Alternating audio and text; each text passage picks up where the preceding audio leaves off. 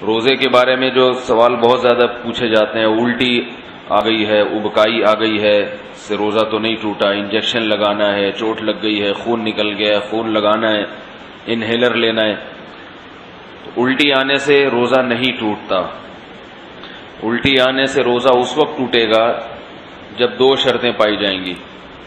ایک یہ کہ الٹی منہ بھر کر ہو بہت زیادہ، اور منہ بھر کر الٹی ہوئی اور آپ نے اس کو نگل لیا تو نگلنے سے روزہ ٹوٹ جائے گا۔ دوسری شرط یہ ہے کہ الٹی منہ بھر کر ہو، خود سے نہ ہو بلکہ آپ نے جان بوجھ کر کی ہو، منہ بھر کر اچھی طرح سے۔ منہ بھرنے کا مطلب یہ ہوتا ہے کہ اتنی زیادہ ہو کہ آپ اگر روکنا چاہیں تو وہ روک نہ سکیں، اس کو منہ بھر کے کہتے ہیں۔ ورنہ اب منہ ہر ایک کا جو ہے کیونکہ وہمی لوگ جو ہے نا، پھر وہ وہمی لوگ جو ہے نا وہ تنگ کرتے ہیں۔ وہمی کہتے ہیں اب مجھے پتہ ہی نہیں چل رہا کہ میرا منہ بھر کے ہوا ہے یا منہ تھوڑا ہوا ہے۔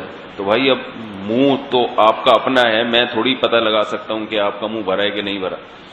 اس کا ایک فقہا نے ضابطہ بیان کیا ہے کہ اتنا کہ منہ میں روکنا اس کو ممکن نہ ہو۔ تو چھوٹی موٹی ابکائیاں آتی ہیں، چھوٹی موٹی الٹیاں آتی ہیں، یہ اگر نگل بھی لیں تو بھی روزہ نہیں ٹوٹتا۔ ابکائی آئی اور آپ واپس لے گئے تو نہیں ٹوٹتا۔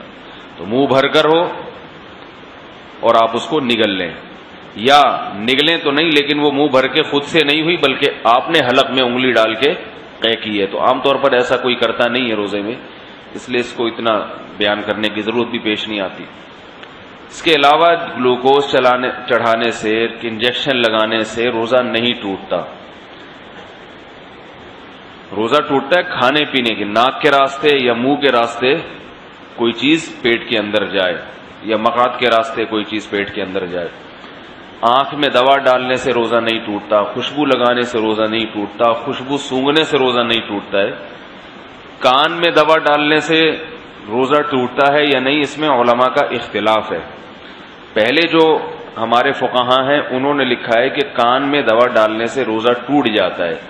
اس کی وجہ یہ ہے کہ ان کا یہ خیال تھا کہ کان جو ہے نا یہ دماغ تک اس کا کوئی لنک ہے، ہم جب کوئی چیز کان میں ڈالتے ہیں تو دماغ میں پہنچتی ہے وہ۔ لیکن بعد میں جو ڈاکٹروں کی تحقیق ہے وہ یہ کہ کان میں کچھ بھی ڈال دیں وہ دماغ تک نہیں پہنچتی، نہ پیٹ میں جائے گی وہ، نہ دماغ میں جائے گی۔ تو اس تحقیق کی وجہ سے علماء کی رائے بھی تبدیل ہوئی۔ تو ابھی ہمارے اکابر کا جو فتویٰ ہے، یعنی سارے ہی ہمارے اکابر ہیں جو اس پہ خلاف ہیں وہ بھی ہمارے ہی ہیں، لیکن مطلب یہ کہ جو میرے اساتذہ ہیں ان کا جو فتویٰ ہے اس بارے میں وہ یہ ہے کہ روزہ نہیں ٹوٹتا کان میں دوا ڈالنے سے۔ البتہ ہمارے ہی اکابر میں بعض اس کے قائل ہیں کہ ٹوٹ جاتا ہے، تو احتیاط یہ کہ نہ دوا ڈالی جائے، اور اگر کسی نے دوا ڈال دی ہے تو بھی کچھ نہیں ہوتا، انشاءاللہ روزہ نہیں ٹوٹے گا۔ آنکھ میں دوا ڈال دی اور اس کا اثر گلے میں محسوس ہوا تو بھی روزہ نہیں ٹوٹتا، سمجھ رہے بات کو؟ تو سر میں تیل لگانے سے روزہ نہیں ٹوٹتا، احتلام ہو جانے سے، نائٹ فال ہو جانے سے روزہ نہیں ٹوٹتا۔ زوجہ کے قریب کوئی شادی شدہ آدمی گیا اور ڈسچارج ہو گیا تو روزہ ٹوٹے گا، ڈسچارج نہیں ہوا تو اس سے بھی روزہ نہیں ٹوٹتا۔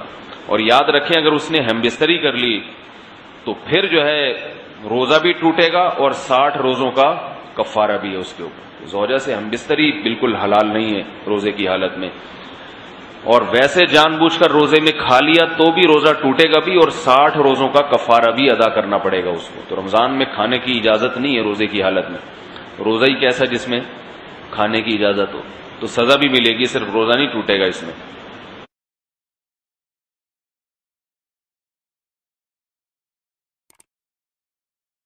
روزے کے بارے میں جو سوال بہت زیادہ پوچھے جاتے ہیں، الٹی آ گئی ہے، ابکائی آ گئی ہے، اس سے روزہ تو نہیں